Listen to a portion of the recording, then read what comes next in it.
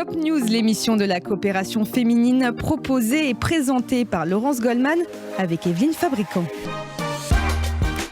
Bonjour et bienvenue dans COP News, l'émission de la coopération féminine, le premier mercredi de chaque mois à 13h45 sur RCJ. Bonjour Evelyne Fabricant. Bonjour. Vous êtes la présidente de l'association. À vos côtés, Audrey Point. Bonjour à vous également. Bonjour Laurence. Vous êtes la coordinatrice des activités de la coopération féminine et nous avons le plaisir d'accueillir aujourd'hui Corinne Gozlan. Un plaisir que je partage. Bonjour, soyez la bienvenue. Vous êtes la présidente du jury du prix de la coopération féminine, le prix Julien et Stella Rozan, qui récompense cette année un documentaire. Nous allons en parler dans un instant, mais auparavant, Evelyne Fabricant, rappelez-nous quel est l'objet de ce prix qui porte le nom des parents de Corinne Gozlan. L'objet de ce prix est de récompenser, normalement, on va voir que cette année est exceptionnelle, mais normalement une femme pour sa créativité, quel que soit le domaine. Chaque année, bien sûr, le domaine change, le domaine d'attribution du prix change. Mais cette année est tout à fait exceptionnelle et je pense que c'est ce que va nous expliquer Corinne. Oui, Corinne, à titre exceptionnel, ce prix de la coopération féminine récompense cette année un documentaire en lien avec les massacres commis par le Hamas le 7 octobre en Israël. Oui, je pense que ce que l'on peut dire, c'est que ce qui est exceptionnel, c'est que c'est l'année suivante du précédent. D'habitude, c'est tous les 2 ans. Ce qui est aussi exceptionnel, c'est que normalement, on a un jury, on fait un appel à candidature suite au thème que le jury choisit. Et après, on sélectionne ce qui nous plaît le plus. Là, il se trouve qu'on avait envie de faire quelque chose en relation avec la résilience, avec la réhabilitation psychologique, suite justement au traumatisme psychologique après le 7 octobre.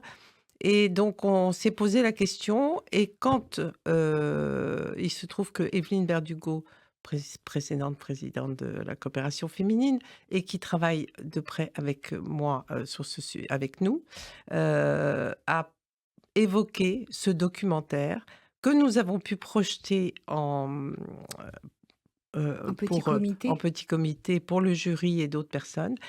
Et là, les suffrages ont été immédiats. On avait évoqué d'autres peut-être supports, mais là, c'était vraiment remarquable. Voilà. Alors, ce documentaire, il s'appelle Looking for Yotam. Qu'est-ce qui en fait à la fois la qualité et la force, ce film qui raconte un épisode particulièrement triste et tragique de cette période que traverse Israël depuis le 7 octobre? Mais ce qui est évidemment très sensible, c'est ce personnage, ce jeune garçon, qui a d'ailleurs, par sa photo, interpellé Caroline Bongrand. C'est pour cela qu'elle a La fait... réalisatrice. La réalisatrice, qui est écrivaine. Elle est plutôt scénariste et elle a participé surtout à la création du scénario. Et justement, avec Georges Benayoun, réalisateur, qui a... en fait, elle s'est interrogée pourquoi ce visage qui était affiché était tellement triste et un regard profond. Et en fait, elle s'est dit, je vais faire une enquête, je vais aller voir de qui il s'agit. Donc, elle a été très loin dans l'enquête qu'elle pouvait faire pour connaître les parents, la famille, différentes personnes. Il se trouve que ça a plu à Georges Benayoun d'interviewer les parents qui sont extrêmement dignes et plusieurs personnes autour de lui, de ce garçon qui avait une santé mentale fragile, avait une passion pour certains instruments et en particulier, il devait faire le plus grand concert de sa vie le soir du 7 octobre. Et bon, après, je ne dévoilerai pas, mais il a eu un destin particulier et une épreuve très forte qui en a fait un héros. On en a tous entendu parler. On peut peut-être rappeler en 2 mots ce qui est arrivé à ce jeune garçon israélien kidnappé par le Hamas, puisqu'on en a parlé partout, sans raconter le documentaire, bien sûr. Voilà, parce qu'à la fin, malheureusement, il a été victime d'un tir israélien. Et ces soldats sont interviewés dans le documentaire. Alors Et qu'il ils tentait sont de s'échapper avec 3 voilà. autres otages, hein, c'est Voilà, ça? mais Ouais. il était hagard, au milieu de tous ces bâtiments, sortant du tunnel, et cetera, et il était perdu, il s'est retrouvé seul et malheureusement, il n'y avait pas de signe vraiment pour le Mmh. distinguer, et ces soldats sont interviewés aussi et c'est terriblement touchant. Evelyne Fabricant, Drépoint, vous avez eu l'occasion, de voir ce documentaire ou vous Non, allez le non, découvrir, pas encore.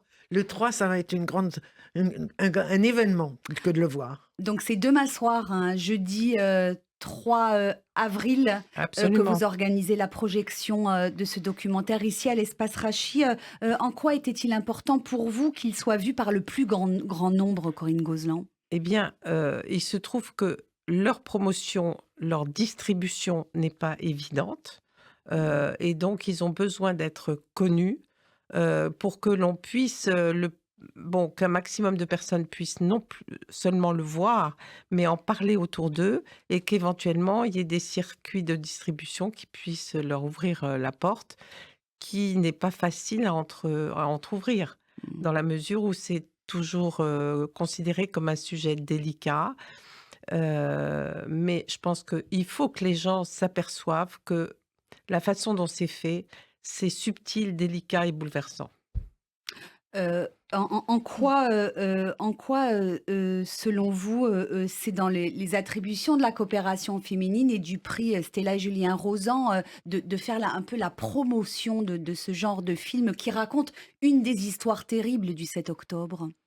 Heu, Écoutez, à chaque fois que nous avons remis un prix, Mmh. nous souhaitions faire la promotion du travail ou de la récipiendaire, et donc là, c'est la même chose. C'est-à-dire qu'on considère qu'on encourage en donnant un prix, mais ce n'est pas que ponctuel. On propose aux personnes de participer vraiment pour, soutenir et éventuellement en parler dans la communication. Actuellement, c'est tellement important, que ce soit les réseaux, que ce soit physique ou, virtuel. Il faudra essayer de diffuser cette information, que ce reportage est extrêmement, troublant, touchant et délicat. Est-ce que vous organiserez un peu plus tard une cérémonie officielle pour remettre leur prix aux 2 réalisateurs, de ce documentaire? Le soir même, juste après la projection, une remise de diplôme, comme on le fait habituellement, sera, organisée. C'est Evelyne Fabricant, ici présente, qui remettra les diplômes, et et on leur donnera le prix. Voilà. La projection donc, c'est demain soir à l'Espace Rachi. Est-ce qu'il est encore possible d'y assister? Il reste des places? Il faut Il s'inscrire? reste quelques places, mais il Ouais. faut s'inscrire rapidement, à la coopération féminine. Donner toujours les informations, pour qu'on puisse, reconnaître les personnes. C'est vous, Audrey Point, qui est en charge des inscriptions? Oui, absolument. Donc, effectivement, de nous appeler au 01 42 17 10 90 de manière à ce qu'effectivement, ils puissent donner leur nom pour que, au niveau de la sécurité, ce soit pas un problème pour pouvoir participer à cette projection, en effet.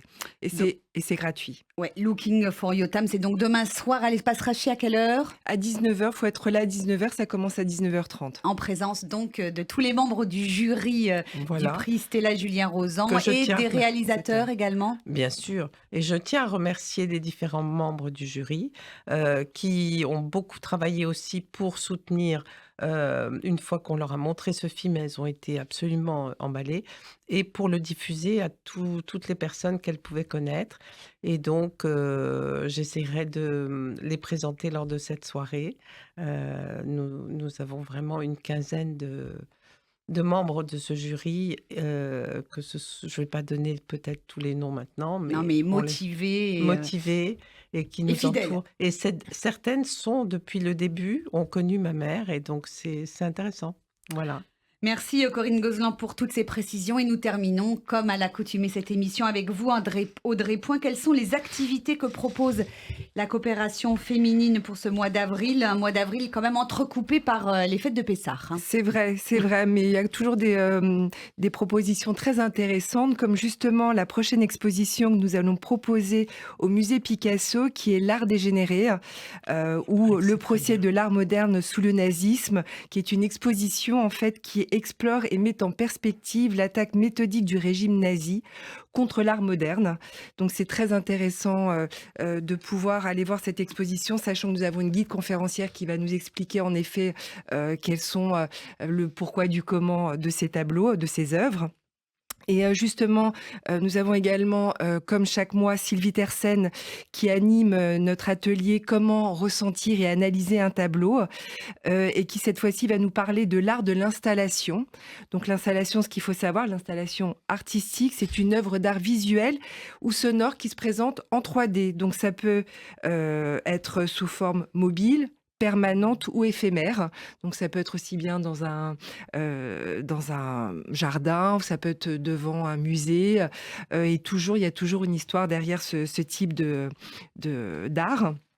Et en ce qui concerne les jeudis de la coopération féminine, notre conférence mensuelle, ce jeudi, c'est-à-dire demain, nous recevons Eliette Abécassis pour son dernier livre La Transmission.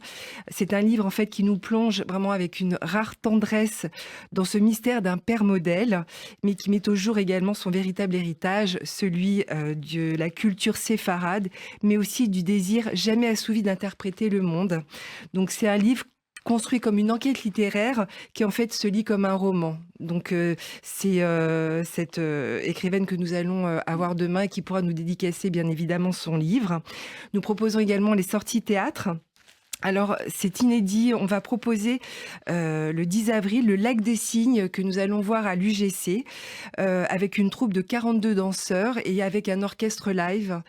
Donc ça peut être aussi intéressant à voir. Et dans un tout autre registre... Et ça sera la dernière activité dont nous parlerons. Très bien. Ce sera donc Jacques Weber que nous verrons voilà, avec l'Injuste au Théâtre de la Renaissance. Alors quand même un sujet lourd puisque c'est l'histoire d'un banquier détenteur des droits d'auteurs d'Hitler et Goebbels qui décide à la fin des années 90 d'en parler auprès d'une journaliste d'un quotidien israélien. Donc c'est à voir parce qu'il va y avoir des revirements de situation lors de cette pièce. Allez, très vite, on redonne le numéro de la coopération féminine. Oui, Audrey. donc c'est le 01 42 17 10 90. Et donc voilà, pour toute inscription, voilà, vous me contactez et voilà, je serai là.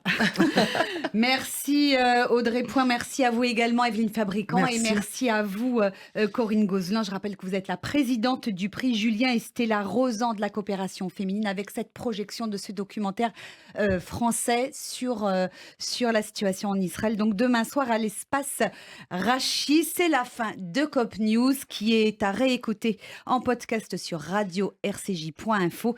Excellente journée à tous à l'écoute de nos programmes.